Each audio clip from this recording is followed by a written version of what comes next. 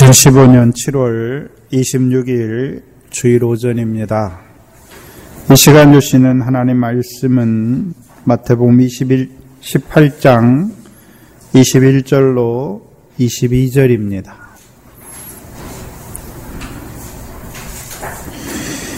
(21절로 22절) 말씀입니다. 이 시간 우리 각자에게 하시는 하나님의 말씀으로 함께 받겠습니다.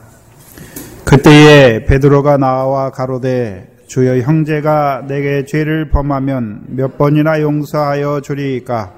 7번까지 하오리이까? 예수께서 가라사대 내게 이르노니 7번뿐 아니라 70번씩 7번이라도 할지니라. 아멘. 오늘 오전에 본문은 짧게 잡았는데요, 오후에 1만 달란트 탕감 받는 그 비유의 서론입니다. 들어가기 베드로가 예수님께 묻지요. 그렇죠? 형제가 내게 죄를 범하면 내가 몇 번이나 용서하여 주리까? 예수님께서 그것에 대한 대답으로 1만 달란트 탕감 받은 자를 그 비유를 우리에게 보여주시는 것입니다. 18장은 그때에 라는 그 시간 부사가 2번이나 나옵니다. 그래서 우리가 알다시피 첫 번째 18장 1절에 그때에 제자들이 예수께 나와 가로되 천국에서는 누가 가장 크니까 물었고, 오늘 18장 21절에는요 그때에 제자들이 아니라 누가 나왔습니까? 베드로가, 우리말 성경에는 빠졌는데 아우트, 그에게, 예수님께죠, 그에게 나와 가로되 형제가 내게 죄를 범하면 몇 번이나 용서하여 주리이까? 7번까지 하리이까? 묻습니다. 그러면 18장 1절에 그때에 했으니까 그때가 언제인지를 봐야 되고, 그럼 왜 그때의 제자들이 천국에서 누가 가장 크니까? 라는 생뚱맞은 질문을 하는지, 오늘 18장 21절에서 그때에가 언제인지, 그럼 베드로가 왜 그때에 예수님께 나와서요, 형제가 내게 죄를 범하면 내가 몇 번이나 용서하면 되겠습니까? 7번까지 하면 되겠습니까? 그게 좀 뜬금없는 그런 질문 같은 질문을 하잖아요.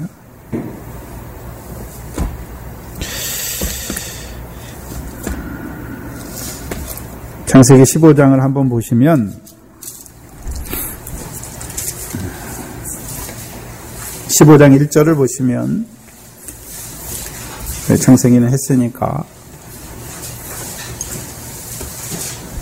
15장 1절에 보시면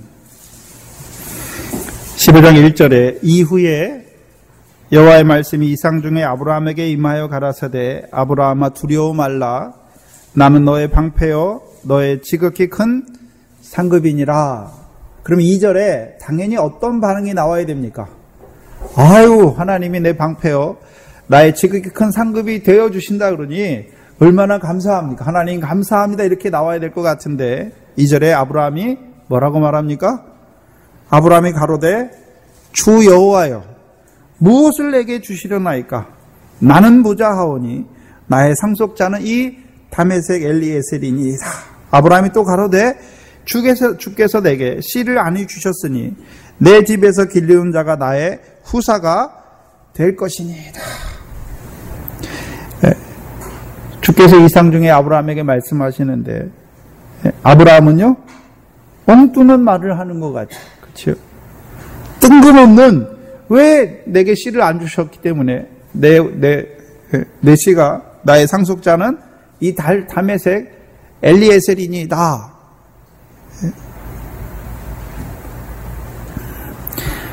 하나님께서 아브라함에게 말씀하시는 것과 아브라함이 하나님께 대답하는 것은 전혀 이치가 맞지 않지 않습니까? 뜬금없는 말을 하는 것 같습니다. 그런데 생각해 봐야 돼요. 왜 아브라함이 그러면 왜 이런 말을 했을까요? 왜 아브라함이 이런 말을 하고 있을까요? 14장에서 아브라함이 하나님의 제사장, 지극히 높으신 하나님의 제사장 멜기세덱을 통하여 떡과 포도주를 받아 먹었지요. 근데 아브라함이 뭐 하고 있습니까? 두려워하고 있지요.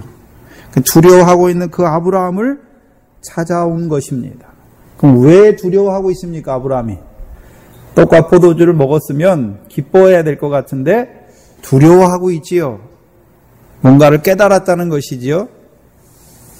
뭘 깨달았습니까? 무엇 때문에 두려워하는 것입니까? 창세기 12장 6절 7절을 보시면 창세기 12장 6절 7절에 아브라함이 그 땅을 통과하여 세겜 땅 모래 상수리 나무에 이르니 그에게 그때에 가나안 사람이 그 땅에 거하였더라. 여호와께서 아브라함에게 나타나 가라사대 내가 이 땅을 누구에게 주신다고요?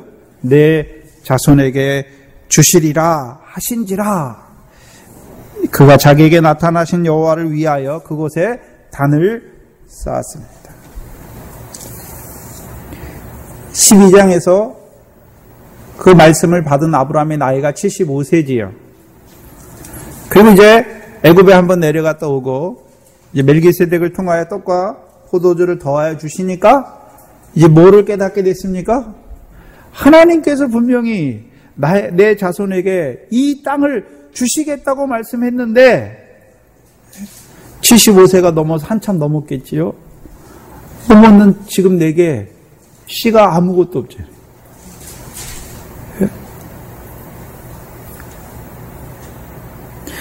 이 땅을 분명히 하나님께서 내 자손에게 주시겠다라고 말씀하셨는데 내게는 지금 하나님께서 씨를 아니 주셨지 않습니까? 그러면 하나님께서 내게 하신 말씀대로 그 말씀이 이루어지지 못할 것을 보고 두려워하고 있는 것입니다. 자식이라도 하나 주셨으면 이 자식에게 하나님이 주시겠다, 이 땅을 주시겠다 할 것 같은데 이제 자기 나이는 점점 늙어가는데 하나님께서는요 아직 씨를 아니 주셨어요.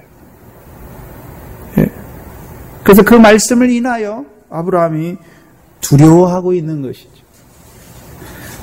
애굽에 내려갈 때는요 하나님이 이 땅을 내 자손에게 주셨는지 뭔지 그 말씀은 아주 깨닫지도 못하고 내려가지만 다시금 올라와서요 이제 멜기세덱에게 떡과 포도주를 주시니까 하나님께서 나와 내 자손에게 이 땅을 주시겠다라는 말씀이 깨달아진 것이죠. 그걸 본 것이지요. 그러니까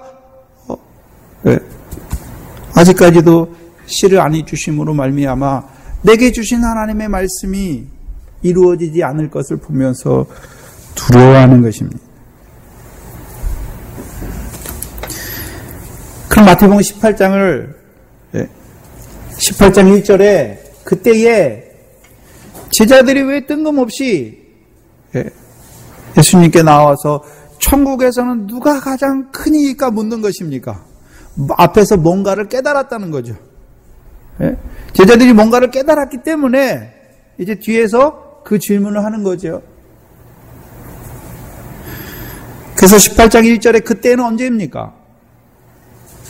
17장 22절 이하에서 갈릴리에 모여서 예수님께서 사람들의 손에 팔려 인자가 죽임을 당하고 제3일에 살아나야 할 것을 말씀하시고 그리고 가버나움에 가셔서 반세겔에 대한 말씀을 베드로에게 더해 주신 때죠.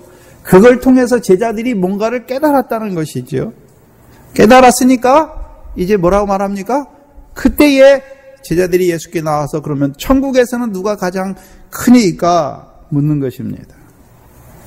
그 제자들이 뭘 깨달았습니까?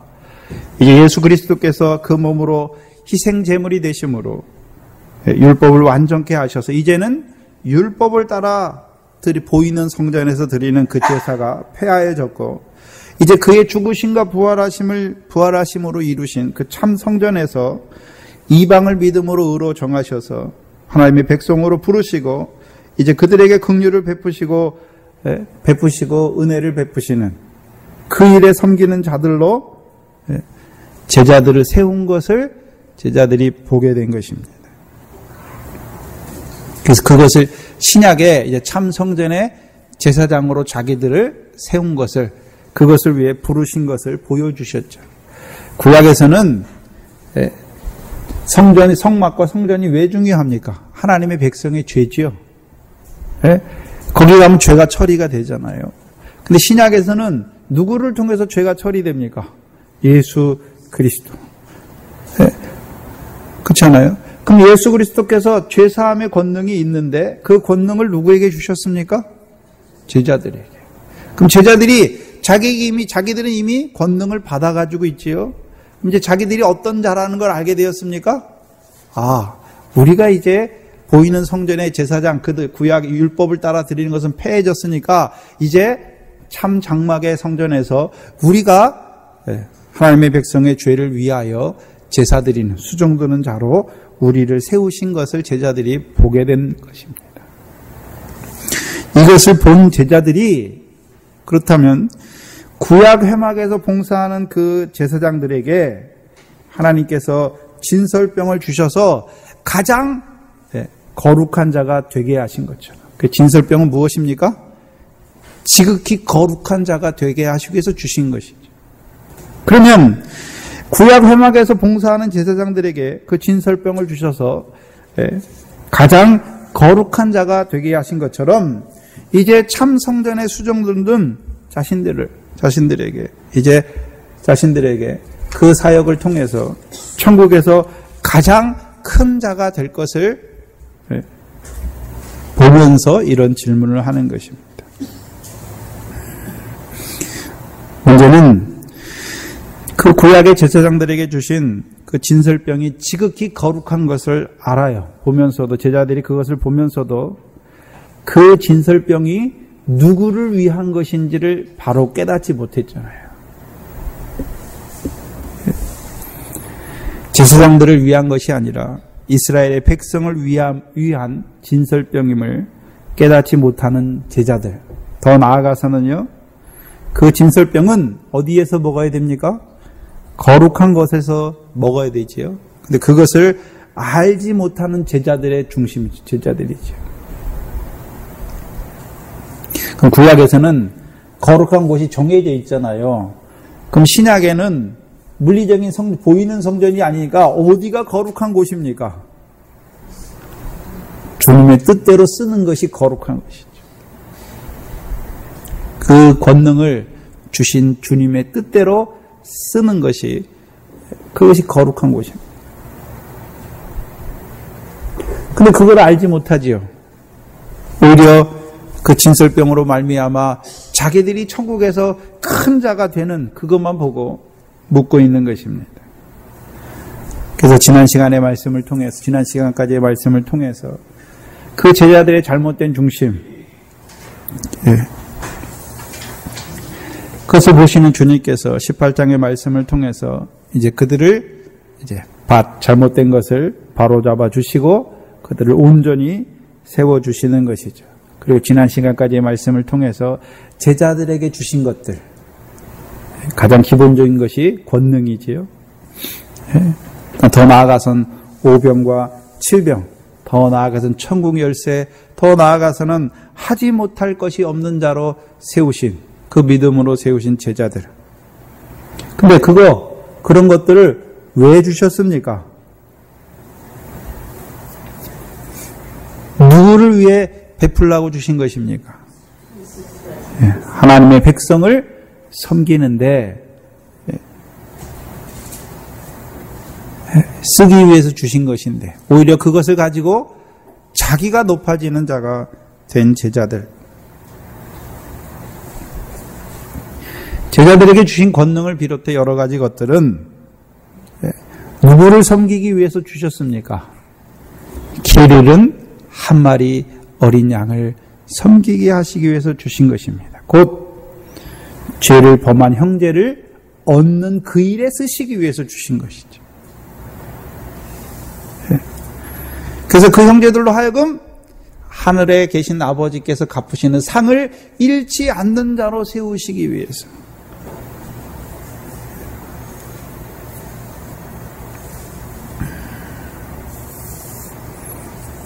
근데 제자들이 그것을 알지 못하고 오히려 자기들이 높아져 가는 그 제자들을 18장의 말씀을 통해서 자기들의 잘못된 것을 보게 하시고 이제 그 권능을 가지고 죄를 범하는 그 형제를 얻는 그 일에 쓰는 자로 세워주시는 것입니다. 그리고 18절에 진실로 너희에게 이르노니 너희는 누굽니까? 베드로지요? 제자들이지요? 이 제자들은 어떠한 제자들입니까? 천국 열쇠를 받은 제자들입니다. 이제 그리스도의 몸된 교회를 위해서 거룩한 제사장으로 세움받은 자들이, 곧 천국 열쇠를 받은 자들이 해야 할 일이 무엇인지를 보여주시는 것이죠. 하늘에서 매일 것을 보면서 땅에서 매는 자로 살아야 되는 것이고, 하늘에서 풀릴 것을 보면서 땅에서 푸는 자로 살아가야 되는 것입니다. 그것이 무엇입니까?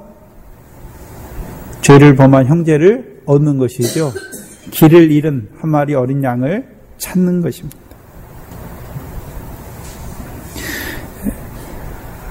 죄를 범한 형제를 어떻게 얻습니까? 자기들이 권능을 베푼다고 얻는 것이 아니라 나 같은 죄인을 사랑하시는 그 사랑 안에 세우는 것입니다. 그게 매는 것입니다. 그래서 주님의 멍에를 메어주는 것이죠. 주님의 멍에가 무엇입니까? 내가 너희를 사랑한 것 같이. 그래서 세 계명의 첫 번째 돌판에 메어주는 것입니다. 이제 메인 자들은 어떻게 됩니까? 죄와 사망의 법에서 풀리는 것이죠. 죄가 더한 곳에 은혜가 넘치니까 나 같은, 오히려 죄가 그전에는 사망으로 역사했지만 이제는요, 죄가 더할수록 은혜가 더욱 넘쳐서 죄가 우리를 쏘는 것이 아니라, 사망으로 우리를 결박하는 것이 아니라 오히려 죄가 더한 곳에 은혜가 더욱 넘쳐가는 자로 살아가는 것입니다. 그게 푸는 것입니다. 이제는 제자들이 우리가 주의 이름으로 선지자 노릇하고 우리가 귀신을 쫓아내고 우리가 많은 권능을 행치 아니하였나이까 한 그것이 불법인 줄 아는 거예요. 깨닫게 된 것이죠.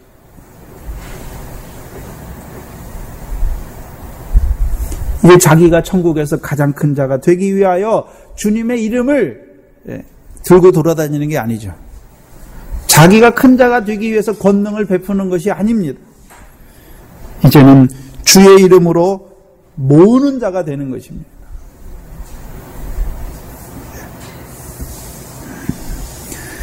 주님께서 주신 권능으로 자기가 권능이 많다는 것을 드러내는 것이 아니라 이제 그 권능의 원천이신 대제사장에게, 오늘도 그를 위하여 피와 물을 흘려주시는 대제사장에게 인도하여 주는 것입니다.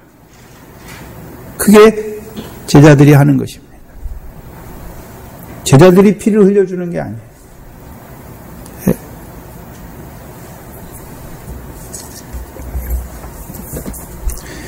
히브리서 4장입니다.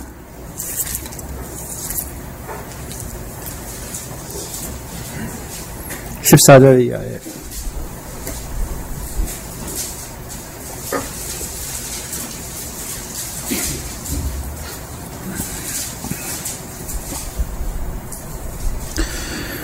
그러므로 우리에게 큰 대제사장이 있으니 승천하신 자 곧 하나님의 아들 예수시라. 우리가 믿는 도리를, 고백을 굳게 잡을지어다. 16절에 그러므로 우리가 긍휼하심을 받고 때를 따라 돕는 은혜를 얻기 위하여 은혜의 보좌 앞에 담대히 나아갈 것이니라. 그러면 죄를 범하면서도 길 잃을 양은 자기가 무슨 죄인지 모르잖아요. 그러니까 길을 잃어서도 자기가 가는 거죠. 예? 죄를 범하면서도 그 죄인지 모르잖아요. 예. 그래서 가라 하는 거죠. 죄를 범한 형제에게 가서 네가 대면하여 그에게 고하라 말하는 것이죠. 제자들이 하는 일이 무엇입니까? 대제사장을 믿는 믿음을 굳게 잡도록 세우는 것이죠. 그게 신약의 회막에서 봉사하는 자들입니다. 그럼 대제사장이 어디 있습니까? 히브리서 8장에 보면 하나님 보좌 우편에 올라가셔서 성소 참 장막에서 지금 섬기고 계시죠.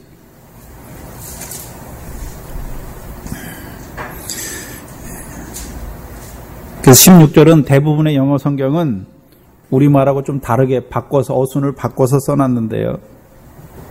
네. 우리는 담대히 레스로 시작, 레러스 해가지고 우리는 담대히 나아갑시다. 어디에요? 은혜의 보좌 앞에 담대히 나아갑시다. 그래서 그리하여 긍휼하심을 받고 은혜를 입어서 때마다 주시는 도움을 받도록 합시다. 대부분의 영어 성경의 구조는 그렇게 돼 있어요. 그러면 은혜의 보좌에 죄도 알지도 못하는, 자기가 죄를 지으면서도 죄를 깨닫지 못하는 자가 어떻게 나아갑니까? 못 나가요. 그래서 제자들이 해야 될 일이 무엇입니까? 가서 죄를 드러내 주는 거죠. 드러내 주어서 죄를 깨닫게 할 뿐만 아니라 죄로 인해서 바리새인 같으면 비판하고 정죄해서 뒤로 나가 떨어지게 하는데 제자들은 어떻게 됩니까? 은혜의 보좌로 데려가는 것이죠. 그래서 그 은혜의 보좌에 나아가면 뭘 얻습니까? 긍휼하심을 얻는 자가 돼요. 긍휼은 누구에게 베푸시는 것이 긍휼입니까? 로마서 11장에 모든 사람을 하나님께서 순종치 아니함에 가두어 두셨죠. 왜요? 뭘 베푸시려고요? 긍휼을 베푸시고. 그 긍휼이 있어야 하나님은 죄인을 사랑하신 하나님이시구나 알게 되는 것이죠. 그 긍휼 안에 있어야 죄가 더한 것에 오히려요 은혜가 더욱 넘치는 것입니다. 그래서 은혜의 보좌에 나오기만 하면 거기에서는요 죄인에게 베푸시는 긍휼과 또한 그 긍휼로 말미암아 은혜가 넘치게 하여서 이제요 그 긍휼과 은혜로 말미암아 죄로 인하여 침륜에 떨어지는 것이 아니라 나 같은 죄인을 사랑하신 사랑 안에서 더욱 자라게 되는 것입니다. 그럼 제자들이 해야 되는 일이 무엇입니까? 이 대제사장 앞으로 인도하는 거죠. 은혜의 보좌 앞으로 인도하는 것입니다. 그래서 그들로 하여금 긍휼과 은혜를 입은 자로 세우는 그 일을 위해서 권능을 쓰는 것이죠. 그것이 제자들의 일입니다.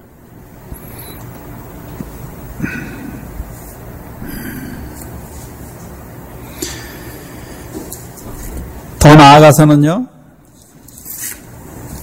히브리서 10장에 보시면 두 번째 제사장들이, 그 제자들이 해야 될 일이 여기 나오는데 19절 이하에 보시면 그런데 형제들아 우리가 예수의 피를 힘입어 성소에 들어갈 담력을 얻었나니, 여기도 담대함이죠. 담력을 얻었는데 여기 성소는 그냥 일반 성소가 아니라 지성소를 말씀하는 것이죠. 20절에 그 길은 우리를 위하여 휘장 가운데로 열어놓으신 새롭고 산 길이요 휘장은 저의 육체니라. 또 하나님의 집 다스리는 큰 제사장이 계심에 우리가 마음의 뿌림을 받아 양심의 악을 깨닫고 몸을 맑은 물로 씻었으니 참 마음과 온전한 믿음으로 누구에게 나아갑니까? 하나님께 나아가자. 제자들이 제일 처음에는 누구에게 그 죄인들을 누구에게 나아가게 합니까? 대제사장에게. 은혜의 보좌 앞에 긍휼과 은혜를 입는 자로. 그 다음에는요, 거기서 그치는 것이 아니라 이제요, 대제사장을 통하여 열어놓으신 그 지성소로 나아가게 해서 그들로 하여금 이제 누구에게 나아가는 자가 되게 합니까? 하나님께 나아가는 자로 세우는 것입니다. 그래서 히브리서 10장 19절 이하는 하나님께 나아가는 자들은 지성소에 나아가는 것이죠. 곧 대제사장께서 자기 육신으로 열어놓으신 산 길. 그럼 그 길을 가는 자들은 어떤 자들입니까? 22절에 마음의 뿌림을 받았습니다. 성령의 핏뿌림을 받았지요. 그래서 이제요, 양심의 악을 깨닫고 드러난 행위의 범죄를 깨닫는 것을 말씀하는 것이 아니라 자기 속에 있는 양심의 악을 깨닫고 몸을 맑은 물로 씻는 것입니다. 계시록 에스겔서 36장 24절에 정결한 물이죠. 우리를 모든 더러운 곳에서와 모든 우상을 섬김에서 정결케 하는 그 물로 씻는 것입니다. 그리고 이제 참 마음과 온전한 믿음으로 하나님께 나아가는 것입니다. 참 마음과 온전한 믿음으로 하나님께 나아간다는 의미가 무엇입니까? 이제 하늘에 계신 하나님의 뜻대로 하나님처럼 너희도 모든 행실에 온전한 자가 되는 것이죠. 곧 사랑으로 율법을 이루는 자가 되는 것이죠. 그래서 에스겔서 36장 24절 이하의 구조가 무엇입니까? 그 물을 뿌려주심으로 말미암아 모든 더러운 것을 정결하게 하시고 이제 우리에게 영을 주셔서 우리 마음을 부드럽게 하실 뿐만 아니라 그 성령으로 율례와 규례를 지켜 행하는 자로 세우신 것입니다. 그래서 히브리서 10장 9조에서 하나님께 나아간다는 의미는 35절에 그러므로 너희 담대함을 버리지 말라. 이것이 큰 상이 있느니라 말씀하셔서 이제 하나님께 큰 상을 받는 자로 세우는 것입니다. 그것이 이제 성소와 참 장막에서 수종드는 자들이 해야 되는 일입니다.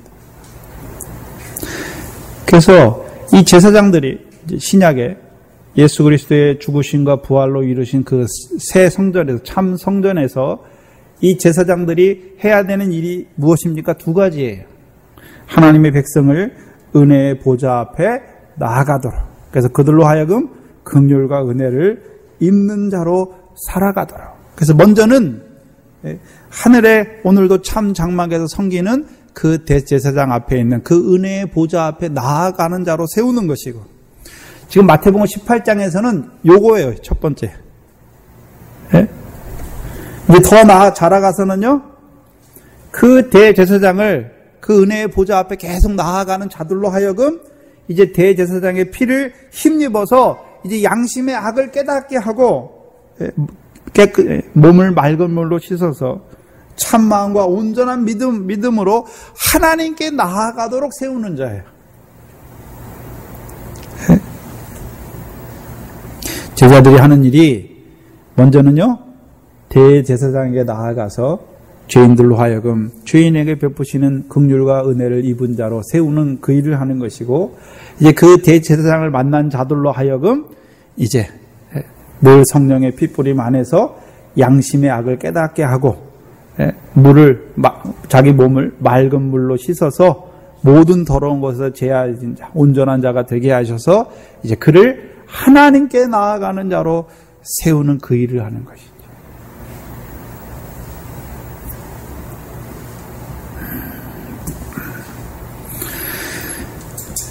그래서 마태복음 11장의 구조가 무엇입니까?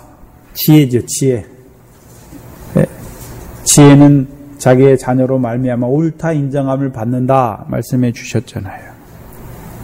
그 지혜는, 하나님의 지혜는 그리스도니까 그리스도의 하신 일을 본 자들, 그리고 권능을 베푸시잖아요. 회개를 위해서. 그 다음에요, 계시잖아요.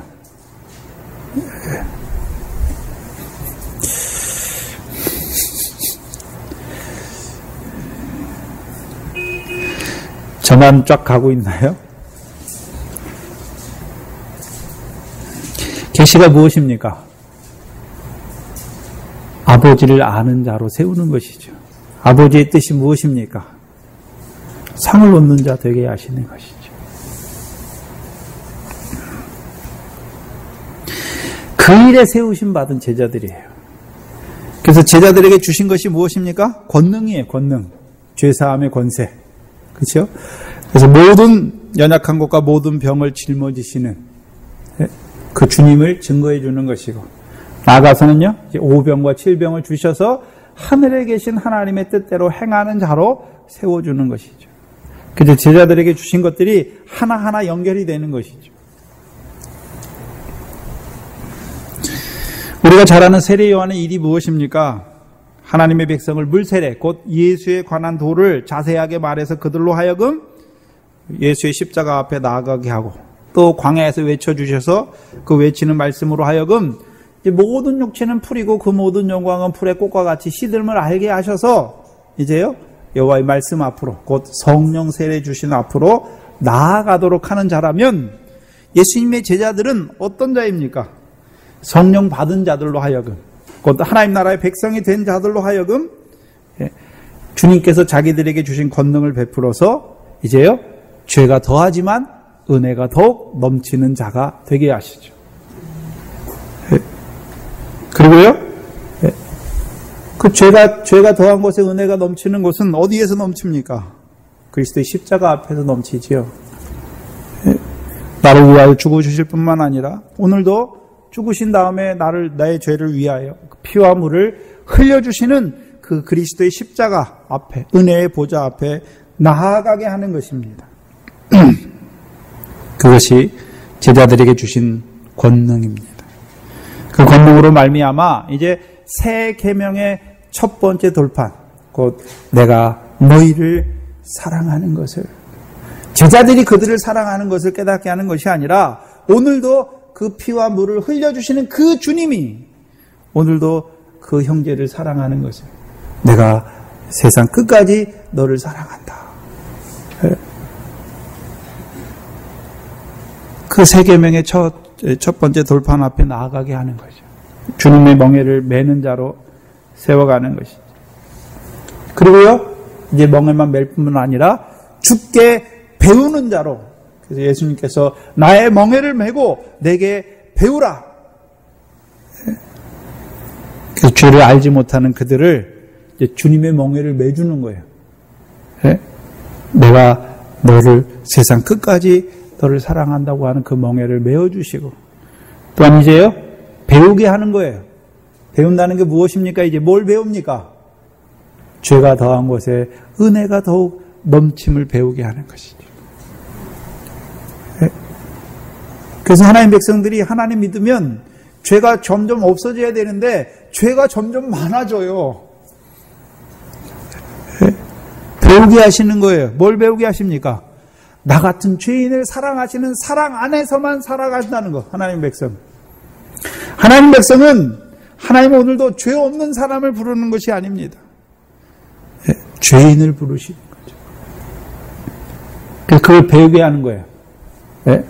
오늘도 죄인을 사랑하시는 사랑 안에서만 자라게 하시는 거죠. 우리를. 그게 주님의 멍에를 메고 죽게 배우는 자로 세우는 것입니다. 그 일을 누가 해야 됩니까? 제자들이 해야 되는 거죠. 나아가서는요, 이제 주님의 멍에를 메고 죽게 배우는 자들을 5병과 7병을 나누어 주어서, 곧 인자의 살과 피를 나누어 주어서 그들로 하여금 이제 새 계명의 첫 번째 돌판뿐만 아니라 두 번째 돌판도 행하는 자로 세우는 것이죠. 내가 너희를 사랑한 것 같이 너희도 서로 사랑하라. 그런데 새 계명의 첫 번째 돌판에서 자라야 되는데 언제까지 자라야 됩니까? 1만 달란트 탕감 받은 자가 될 때까지 자라는 거예요.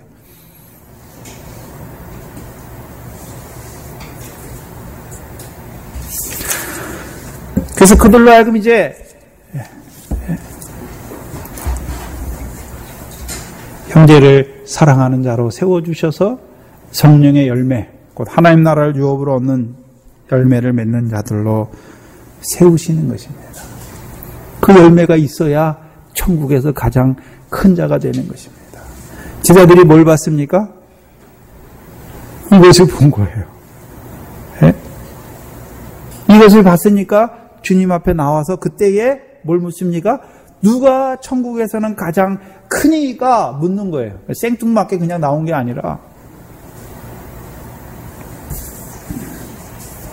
거기에 대한 대답으로 예수님께서 마태복음 18장 20절에 두세 사람이 내 이름으로 모인 곳에는 나도 그들 중에 있느니라 말씀하시는 것입니다. 그러면 주의 이름으로 모인 곳, 주의 이름으로 모인 곳이 어디입니까? 그것은 뭐가 역사합니까? 주님의 권능이 역사하죠. 죄사함의 권세가 역사해요. 모든 병과 모든 연약한 것을 짊어주시는 주님의 권능이 역사하는 곳이죠. 그것이 어디입니까? 그것이 교회예요. 그것이 교회예요. 교회가 여기 건물을 말하는 것이 아니라 오늘도 교회는 누가 있습니까? 은혜의 보좌 앞에서 긍휼과 은혜를 입은 자들이 그게 교회예요. 오늘도 여러분이 왜 왔습니까? 하나님 앞에 나 같은 죄인을 사랑하시는 그 사랑을 인하여서 나왔고 오늘도요 그 앞에 우리의 죄를 자백하는데 자백할 때마다 주님께서 너 왜 또 이런 죄를 졌니 이렇게 나무라시는 것이 아니라 우리는 죄를 질 수밖에 없지만 죄가 더한 것에 은혜를 더욱 넘치게 하셔서 그 사랑 안에서 오늘도 자라게 하시는 것이죠. 그럼 제자들은 참 성전의 제사장인데 다른 말로 하면요 반석이에요. 반석. 그 반석 위에 교회를 세우시잖아요. 주께서. 그럼 주께서 세우시고자 하시는 교회는 어떤 교회였습니까? 바다의 권세가 해하지 아니하는 교회, 사망의 권세가 해하지 아니하는 교회, 음부의 권세가 해하지 않는 교회를 세우시길 원하셨죠. 그 일에 제자들이 쓰임 받는 거죠. 사람 낚는 어부. 네? 어부니까 어디 가서 일합니까? 바다에서 일하잖아요. 오늘도 바다 가운데서 죽어가는 그들을 건져내는 것이 사람 낚는 어부가 되어서. 네? 또한 사망이 역사하는 곳에 제자들을 보내시잖아요. 음부의 권세가 역사하는 곳에 보내주셔서 그들을 통하여 이제 음부의 권세가 해하지 못하는 하나님의 백성으로 세우시는 것입니다. 제자들이 주께서 주신 권능을 가지고 돌아다니는 게 아니에요. 돌아다니면요 우리가 주의 이름으로 선지자 노릇하고 우리가 주의 이름으로 귀신을 쫓아내고 우리가 주의 이름으로 많은 권능을 행치 아니하였나이까 이 자리에 떨어져요. 그러면 주께서 뭐라 하셨습니까? 마태복음 7장 22절에 내가 너희를 도무지 알지 못하노니 불법을 행한 자들아 나를 떠나가라 하는 것이죠. 제자들이 18장 1절에서 그 자리예요. 권능은 있잖아요. 그 권능으로 우리가 내가 저보다 더 많은 권능을 행치 아니하였나까 하는 자기를 높이는 자가 되는 그 제자들.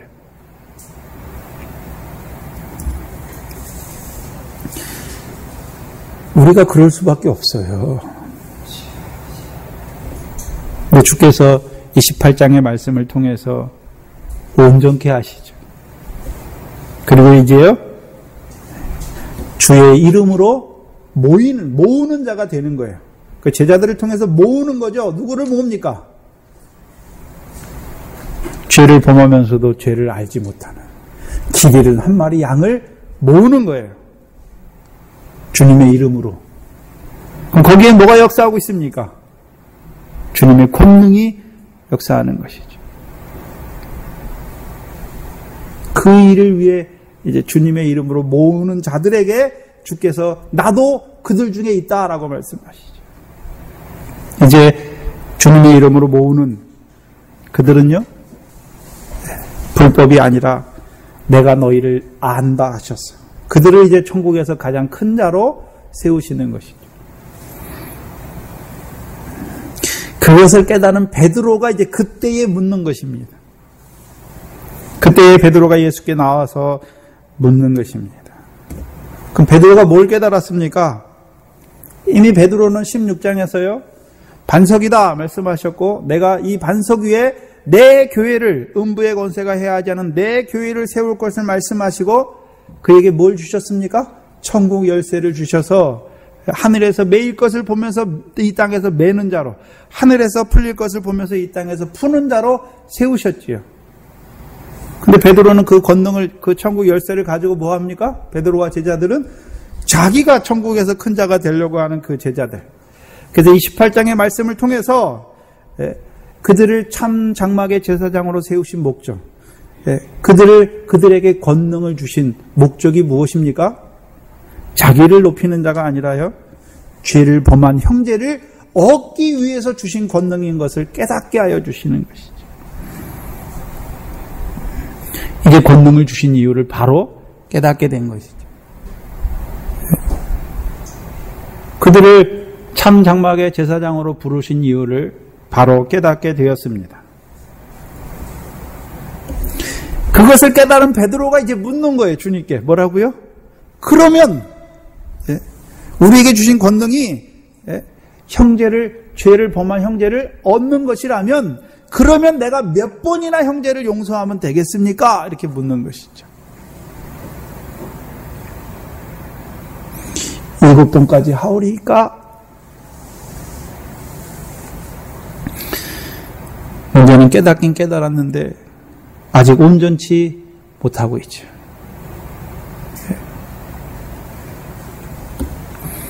베드로의 질문을 잘 보면 베드로의 말 속에 베드로의 온전치 못함이 아니라 우리의 온전치 못함을 보여주세요. 첫 번째, 자, 우리가 형제에게 죄를 짓지요. 그렇죠? 그럼 죄를 지면 죄가 그 형제하고 나하고만 관계된 것입니까? 죄는? 아니지요. 하나님 백성의 모든 죄는 다 누구에게 죄를 짓는 것입니까? 하나님께 죄를 짓는 거예요. 하나님께.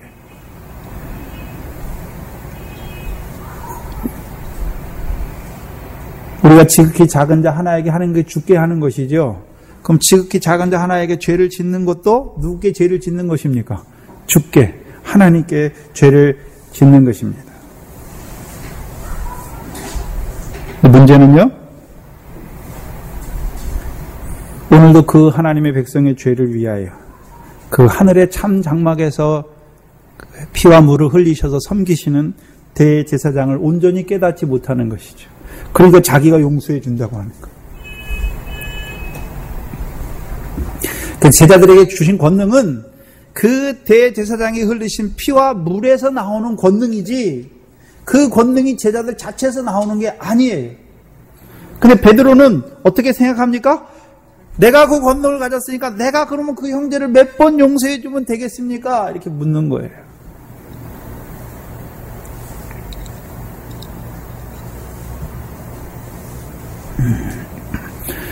두 번째, 그 몇 번이나 용서하여 주리까 묻는 베드로의 질문 속에 그걸 바꿔 말하면, 주님 그러면 나를 참 장막의 제사장으로 세우셨으니까, 죄를 범하는 형제를 얻는 자로 나를 세우셨으니까, 그럼 내가 몇 번이나 용서하면 천국에서 가장 큰 자가 되겠습니까? 이걸 묻는 거예요.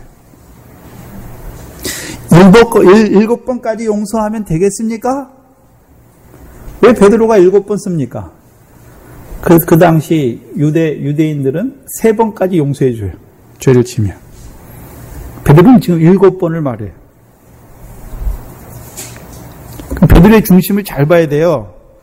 그럼 베드로의 중심을 봐야 되는데, 주께서 주신 권능은 죄를 범하는 형제를 은혜의 보좌 앞에 나와서 긍휼과 은혜를 입는 자로 온전히 세워주시는 데 있는 것인데, 그렇죠? 베드로는 뭐에 있습니까? 내가 몇 번을 용서하면 되겠습니까? 하는 거기에 있는 거예요. 주님께서 제자들에게 주신 권능은 그 죄를 범하는 형제를 그 죄를 깨닫게 해서 그들로 하여금 은혜의 보좌 앞에 나와서 긍휼과 은혜를 얻어서 그 사랑 안에서 살아가는 온전한 자로 세우는 데 목적이 있는데, 이 베드로는요 내가 몇 번이나 용서하면 되겠습니까? 하는데 초점이 있는 것이죠. 우리가 형제의 죄를 바라볼 때 그렇지 않습니까? 예? 그 형제가 죄를 깨닫고 그 죄에서 떠나서 예? 온전한 자로 세움받는 그 일에 관심이 있는 것이 아니라 저 형제가 무슨 죄 졌대? 예? 어떻게 저럴 수가 있어? 헤아리거나 비판하거나 정죄하거나 아니면요 저 형제는 저렇게 저를 범하는데 권사님은 저렇게 용서하고 또 품었대. 그것에 관심이 있습니까? 아닙니다. 하나님의 관심은요 죄인을 온전히 세우는 데 관심이 있는 것이죠. 그럼 권능을 받았잖아요, 제자들은. 그러면 그 권능을 받은 자는 누구 뜻대로 써야 됩니까? 제자들을 주께서 보내시잖아요. 그렇죠? 주께서 보내시죠. 아무것도 안 주고 보내시는 것이 아니라 사람 낚는 업으로 세우시고 또한 귀신을 쫓아내며 모든 병과 모든 연약한 것을 고치는 권능을 주셔서 보내시는 거 아닙니까? 주어서 보내시는 거예요. 누구 뜻대로 쓰라고요? 보내신 자 뜻대로 써야죠. 그럼 예수님도 이 땅에 오실 때 권세와 영광과 나라를 하나님께 받아가지고 왔잖아요. 그러면 인자도 자기 뜻대로 합니까? 자기를 보내신 이의 뜻을 행하고 그의 일을 이루는 것입니까? 그의 일을 이루는 것이에요. 그래서 사도행전 10장 38절이 무엇입니까? 하나님께서 나사렛 예수에게 성령과 능력을 기름 붓듯 하셨음에 그가 모든 착하고 선한 일을 행하시는 거죠. 예수님에게 성령과 능력을 기름 부었더니 예수님이 자기 마음대로 하는 것이 아니라 자기를 보내신 아버지의 뜻을 행하고 이루는 것이죠. 그러면 그 권능을 제자들에게도 주셨으니까 그럼 제자들은 누구의 뜻대로 행해야 됩니까? 그 권능을 권능을 주어서 자기들의 사람 막는 어부와 병을 고치는 자로 권능을 베푸는 자로 세우신 주의 뜻대로 써야 되는 것이죠.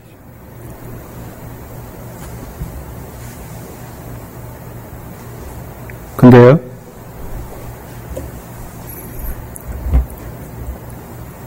주의 뜻이니까 누가 드러나야 됩니까? 주님의 긍휼과 은혜가 드러나야 되는데 자기의 긍휼과 은혜를 나타내려고 하는 거예요.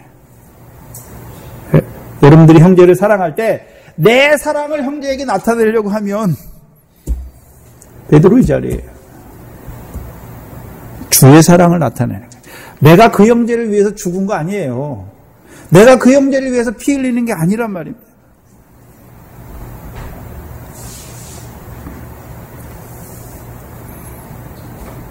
그 베드로에게 주께서 뭐라고 말씀하십니까? 7번뿐 아니라 70번씩 7번이라도 용서할지니다.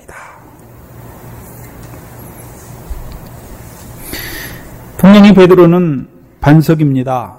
또 주께서 그 반석 위에 음부의 권세가 해하지 못하는 내 교회를 세우겠다고, 베드로의 교회 아니에요.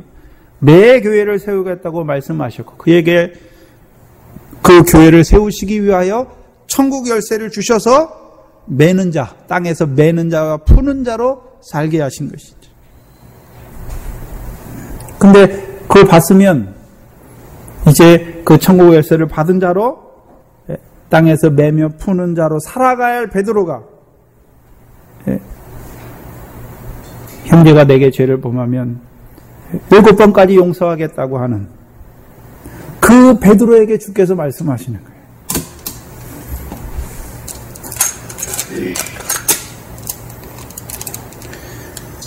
일곱 번뿐 아니라 70번씩 7번을 말씀하십니다. 그럼 70번씩 7번 용서하는 게 무엇입니까?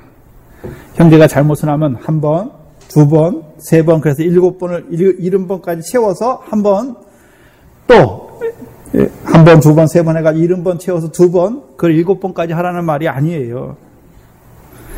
죄를 쉬지 말라는 거예요.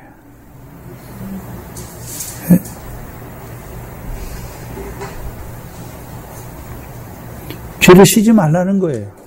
그러면서 나오는 것이 1만 달란트 탕감받은 자의 비유입니다. 그럼 주께서 우리 죄를 세십니까? 너 이거 잘못했고 이거 계속 꼽습니까? 그래서 490번이 딱 차면 이제 죄를 더 용서 안 해주시나요? 아니에요.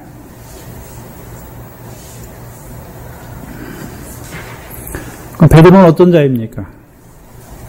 우리 자신은 어떤 자입니까?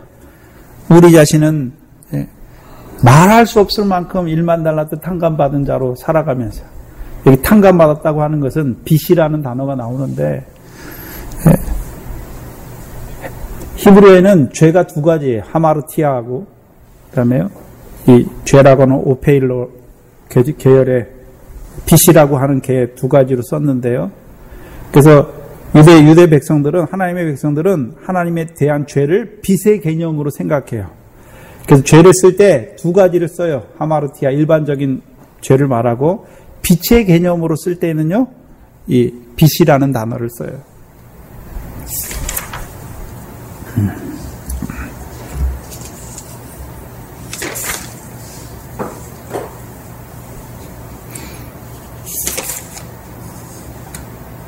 오페일로라는 단어를 써요. 기본 단어가 오페일로예요.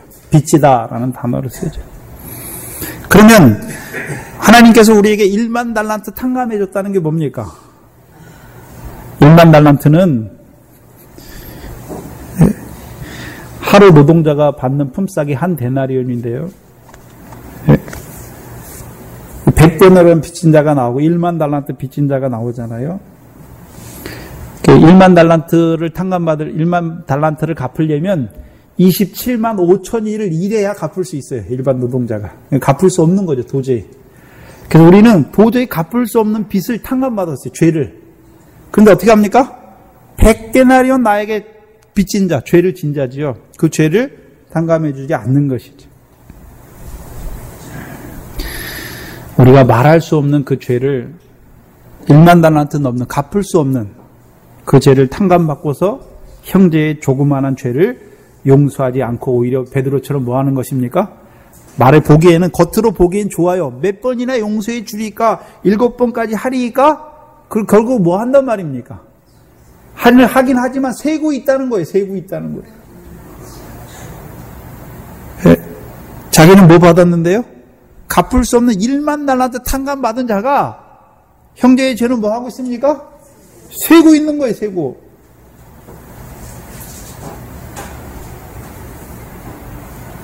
그래서 1만 달란트 탕감받지 않은 자처럼 형제의 목을 잡는 거예요. 우리가 그렇단 말입니다. 여기 베드로가 그런 게 아니라, 베드로만 그런 게 아니라 우리가 그렇단 말이에요. 우리는 죄지면 늘 나와서 주여 우리 죄를 자백하고 내가 이런 죄를 졌습니다 하면 주께서 어떻게 하십니까? 우리 죄를 하나 꼽아놓고 그렇습니까? 우리의 죄를 도말하여 주십니까? 동이 서에서 먼 것 같이 우리 죄를 멀리 없애주시잖아요. 근데 우리는 어떻게 합니까? 형제가, 나는 그러한 죄사함을 받고서 형제가 죄를 범하면요, 그걸 꼽아요. 한 번, 두 번, 세 번, 네 번. 그걸 용서하는 게 아니에요. 참는 거예요. 참는 거. 참으면 100데나리온까지 되면 폭발해요. 내가 너한테 이렇게 참았는데 이렇게 할 수가 있어? 그 다음 못 참아요. 폭발하는 거예요. 부부싸움 하면 잘 알죠. 우리 교회도 신혼부부가 있는데 지금은 안 싸우겠죠. 좀 가면 이제 싸울 건데 싸우면 사소한 걸로 싸워요. 제가 많이 싸워봤으니까 알아요. 사소한 걸로 싸워요. 네가 잘못했니? 내가 잘못했니? 그죠? 그리고 좀 또 넘어가요. 쭉 넘어가다가요, 또 싸워요. 그러면요, 전에 당신이 이거 잘못했는데, 이거 잘못했는데, 다 나오게 돼 있어요. 그게 우리의 죄성이에요. 왜? 중심으로 용서하지 못해요, 형제를. 그러면 하나님도 우리한테 그렇습니까? 우리가 하나님께 죄를 자백하면, 너 지난번에 이 죄도 내가 사해줬는데 너 또 나한테 이럴 수 있어? 아니란 말이에요. 죄를 몇 번까지 용서하리까 하는 그 베드로의 중심 속에 악한 마음이 있는 거예요. 그게 악한 거예요. 나는 하나님께 내 모든 죄는 탕감받아 놓고서 형제의 그 얼마 되지도 않는 그 형제의 죄를 세고 있는 거예요. 세고.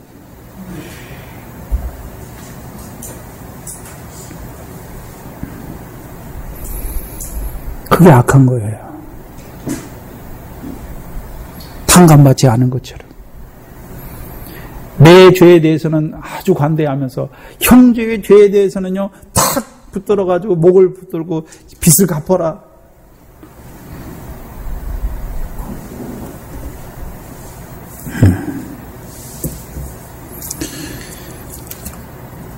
제자들을 부르실 때 마태복음 9장을 보시면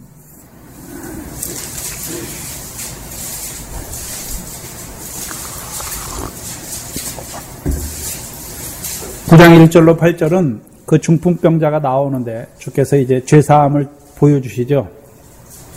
죄가 사해야 된다. 중풍병이 걸렸으면 병을 낫게 해야 되는데 주님이 뭐 합니까? 내 죄가 사하여졌느니라 하니까 병이 나아요. 그 성경에서 말하는 병은 죄로 말미암은 병이에요. 주께서 어떻게 하십니까? 죄사함의 권세가 있는 것을 알게 하시고 9절 이하에 이제 마태를 제자로 부르시죠. 그렇죠. 그리고 마태의 집에 가서 앉으셔서 잡수십니다. 그러니까 11절에 바리새인들이 보고 제자들에게 이르되 어찌하여 너희 선생은 세리와 죄인들과 함께 잡수시느냐 물으니까 예수께서 들으시고 이르시되 건강한 자에게는 의원이 쓸데없고 병든 자라야 쓸데있느니라. 그럼 예수님께서는 지금 뭐로 오셨단 말입니까? 의원으로 오셨죠. 예? 뭐 들린 자요? 병 들린 자. 뭐로 말미암아요? 육신의 병을 말하는 게 아니에요. 성경은 죄로 말미암아 병든 자를 고치시기 위해서 오신 것이죠. 그러면 그 권능을 10장 1절에 누구에게도 주셨습니까? 제자들에게도 주셨잖아요. 그럼 제자들도 뭐 해야 됩니까? 죄사함을 베풀어야죠. 죄사함을. 13절에 너희는 가서 내가 긍휼을 원하고 제사를 원치 아니하라 하신 뜻이 무엇인지 배우라. 그럼 제자들은 배우는 거예요. 지금 주님의 멍에를 메고 내가 의인을 부르러 온 것이 아니라 누구를 부르러 왔다고요? 죄인을 부르러. 그럼 죄인에게 뭘 베푸는 것입니까? 긍휼이에요. 긍휼. 긍휼. 이것을 마가복음에 보시면 마가복음 5장 29절 이하에 보시면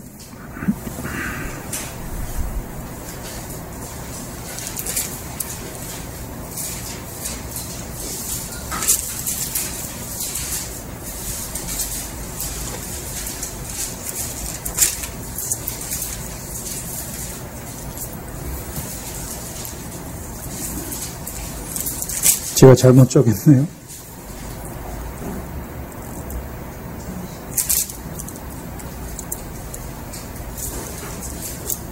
마가복음에 마태를 부르신 게 어디 나오죠?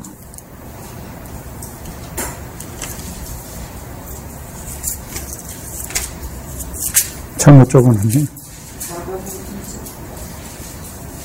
누가복음을 봐야겠네. 누가복음 5장이네.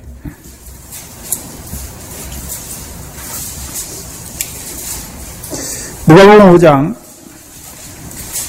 27절 이하에 그 후에 나가사 레위라 하는 세리가 세관에 앉은 것을 보시고 나를 쫓으라 하시니, 그래서 마가복음과 누가복음 전 문맥이 똑같아요. 그 중풍병자 죄사함을 통해서 인자가 세상에서 죄를 사하는 권세가 있는 줄 알게 하시고 27절에 그 후에 나가사 레위를 부르시는 것입니다. 그러니까 28절에 저가 모든 것을 버리고 일어나 쫓으니라. 29절에 여기서는요, 레위가 누구를 위하여?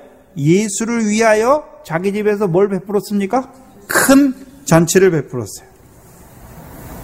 근데 그 잔치에 누가 합니까? 세리와 다른 많은 사람들이 함께 앉은지라. 그러면 그 잔치에 온 자들이 누굽니까? 30절에 세리와 죄인들과 함께 먹고 마시죠. 그러면 세리와 죄인들과 함께 먹고 육신의 양식 먹고 마시는 게 아니죠.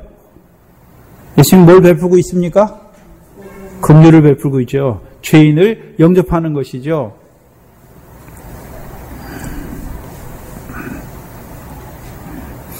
잘 보셔야 되는데 누가복음에서는 레위가 예수를 위하여 베푼 큰 잔치예요. 큰 잔치니까 기쁨이 있지요. 무슨 기쁨이 있습니까? 죄인에게 베푸시는 긍휼의 기쁨이 큰 것이죠. 그럼 잔치의 주인이 누굽니까? 예수예요, 예수. 그럼 그 잔치에 누가 그 잔치를 베풀었습니까? 제자들이죠, 제자들. 레위가 베풀었잖아요. 그럼 그 잔치에 수종 드는 자리 누굽니까? 레위의 제자들이에요. 네? 긍휼을 베푸는 잔치에 수종 드는 자들이 누굽니까? 레위의 제자들이에요. 누구를 불러옵니까? 그들이 죄인들을 불러오는 거예요. 죄인들을, 세리와 죄인을 불러오는 것이죠. 네. 무엇을 베푸는 잔치니까요? 죄인들에게 긍휼을 베푸는 잔치니까.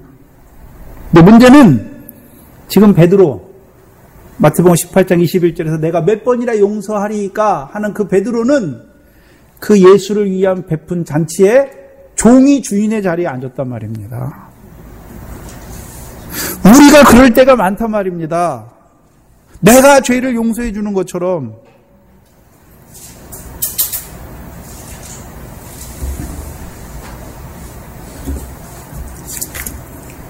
요한복음 3장을 보시면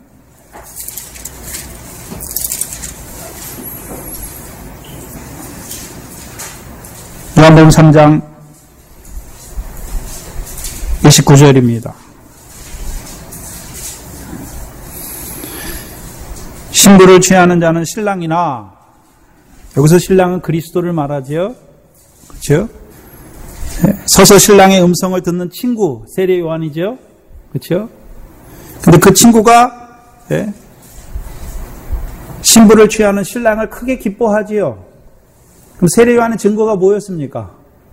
물 세례만 증거한 것이 아니라 성령 세례 주시는 분을 증거했잖아요. 그럼 성령 세례 누가 주십니까? 그리스도가. 그러면 자기 말을 듣고 물 세례 받고 광야에서 외치는 소리를 듣고 자기를 인하여 성령 세례 주시는 그리스도께 나아가는 자들을 보고서 세례 요한이 뭐 합니까? 그 기쁨이 충만한 거예요.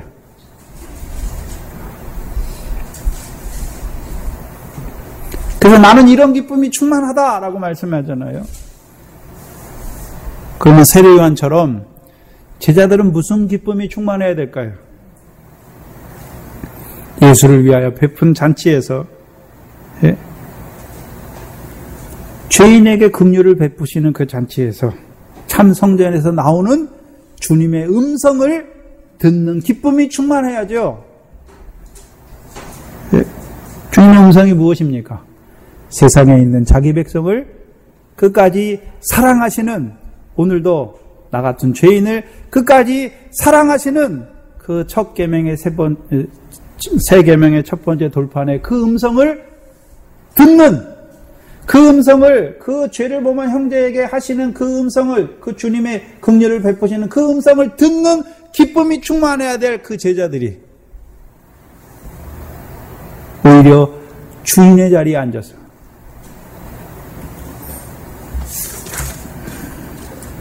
마치 자기가 죄를 사하는 것처럼, 용서하는 것처럼, 마치 그 권능이 자기인 것처럼, 그 권능을 주신 주님의 뜻은 헤아리지도 않고 자기의 뜻대로 쓰는 자,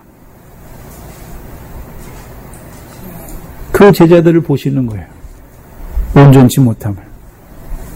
그래서 1만 달란트에 탕감받은 그 자의 비유를 들어서 온전히 세워주시는 거예요.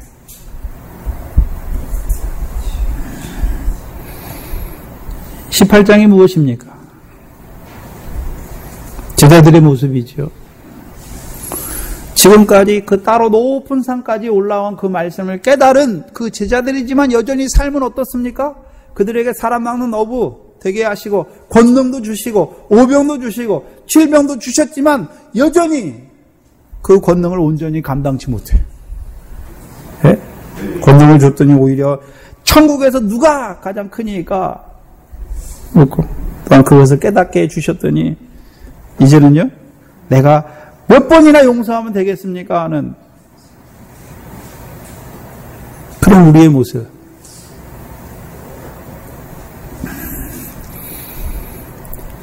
그 모습을 통해서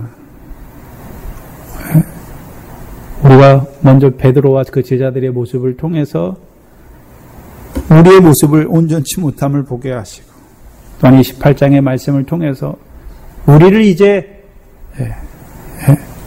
온전한 제사장으로, 온전한 권능, 주께서 주신 권능을 주님의 뜻대로 쓰는 자로, 주의 이름으로 모으는 자로 세우실 뿐만 아니라 이제 1만 달란트 탕감 받은 자로 살아가게 하시는 것이죠.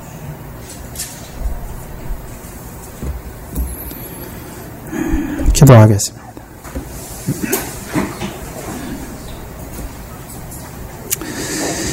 하나님 감사합니다. 우리를 먼저 부르시고 또 우리에게 주신 것들이 무엇인가를 깨닫게 하여 주셔서 우리를 사람 막는 업으로 권능을 베푸는 자로, 나아가서 그 오병과 질병을 나누는 자로 세우시기 위하여 우리에게 더하여 주셨지만, 미련하고 무지한 저희들, 오히려 나를 높이는 미련한 저희들, 이 마태복음 18장의 말씀으로 불러주셔서 우리의 온전치 못함을 깨닫게 하시고 우리의 악함을 깨닫게 하여 주시고 이제 온전히 세워주실 뿐만 아니라 이제 1만 달란트 탕감 받은 자로 세워가시는 아버지 하나님 감사합니다. 늘 우리에게 주신 그 새 계명으로 말미암아 나 같은 죄인을 사랑하시는 사랑 안에서 자라가는 저희들 되게 하시고, 이제 그 사랑으로 말미암아 형제를 사랑하는 저희들 되게 하여 주시옵소서.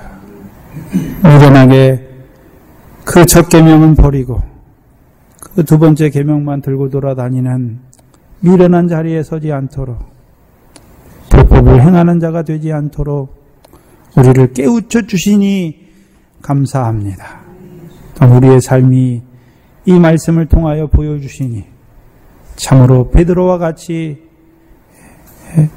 몇 번을 용서하리까? 라고 물었던 무지하고 악한 저희들, 나 같은 죄인을 사랑하시는 그 사랑을 다시금 온전히 깨닫게 하여 주셔서 이제 우리에게 주신 권능을 주의 뜻대로 쓰는, 주의 이름으로 모으는 자로 세워주시니 감사합니다. 늘 죄인을 사랑하시는 그 하나님의 사랑이 이 교회를 통하여, 우리를 통하여 드러나게 하여 주시옵소서. 그로 말미암아 오늘도 나 같은 죄인을 사랑하시는 사랑 안에서 기뻐하고 생육하고 하나님의 백성들로 생육하고 번성하는 그 일에 쓰여지는 교회가 되게 하여 주시옵소서.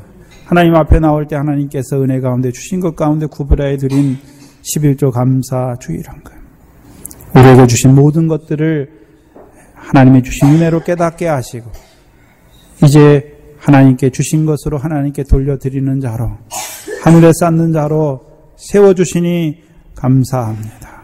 우리의 남바 삶이 늘 1만 달란트 탕감 받은 것을 깨닫는 자로 살아가는 저희의 복된 믿음이 되게 하여 주시옵소서. 예수님의 이름으로 기도하옵나이다. 아멘. 찬송가 415장입니다.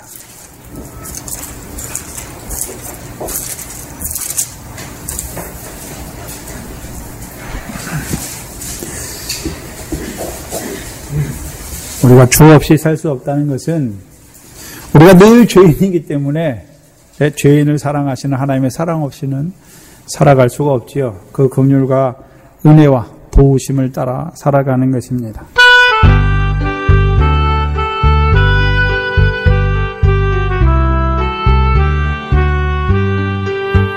주 없이 살 수 없네 죄, 그 귀한 보배 피로 날 구속하시니 그 주의 사랑으로 흘리신 보혈이 소망 나의 위로 내 영광 됩니다. 주 없이 살 수 없네 나 혼자 못 서리 피에 먹고 부족함 지혜도 없으니 나의 생명 또 나의 힘이라 주님을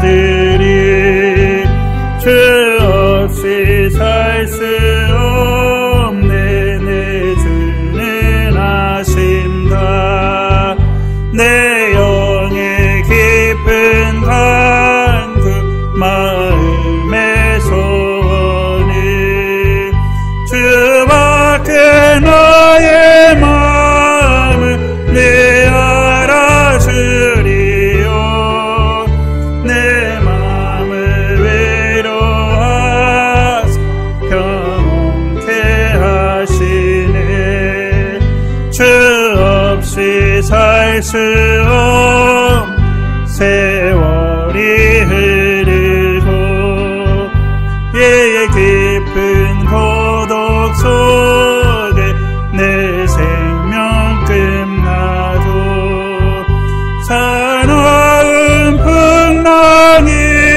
때 날 지켜주시고 내 곁에 계신 주 늘 힘이 되시네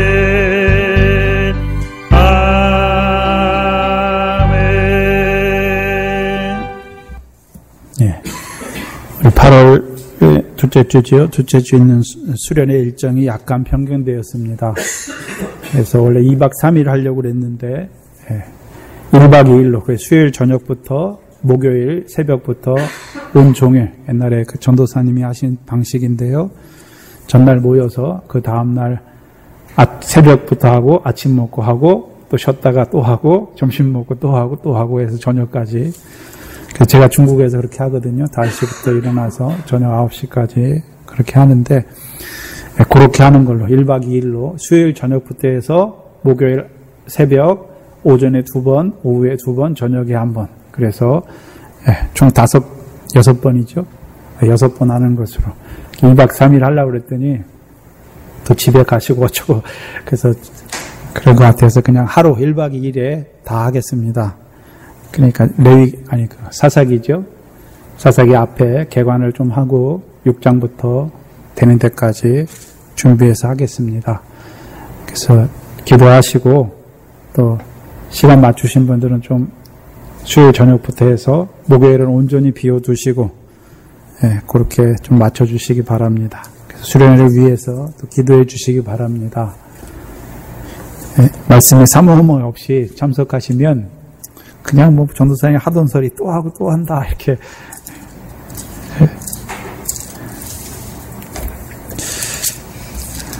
하나님께서 또 다시 보니까 또 새롭게 열어주는 분들이 많습니다. 그래서 다시 기도하시고 참석하시고 또 1박 2일이니까 권하실 분들은 또 권하셔서 같이 참석하실 수 있도록 하시기 바랍니다.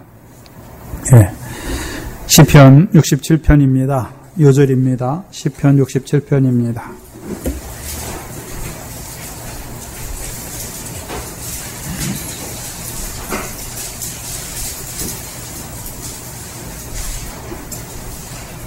함께 읽겠습니다. 하나님은 우리를 긍휼히 여기사 복을 주시고 그 얼굴빛으로 우리에게 비추사 셀라. 주의 도를 땅 위에 주의 구원을 만방 중에 알리소서. 하나님이여 민족들로 주를 찬송케 하시며 모든 민족으로 주를 찬송케 하소서. 열방은 기쁘고 즐겁게 노래할지니 주는 민족들을 공평히 판단하시며 땅 위의 열방을 치리하실 것임이니이다. 셀라. 하나님이여 민족들로 주를 찬송케 하시며 모든 민족으로 주를 찬송케 하소서. 땅이 그 소산을 내었도다. 하나님 곧 우리 하나님이 우리에게 복을 주시리로다. 하나님이 우리에게 복을 주시리니 땅의 모든 끝이 하나님을 경외하리로다. 아멘. 주기도문으로 예배를 마치겠습니다. 하늘에 계신 우리 아버지여, 이름이 거룩히 여김을 받으시오며 나라의 임하옵시며 뜻이 하늘에서 이룬 것 같이 땅에서도 이루어지이다.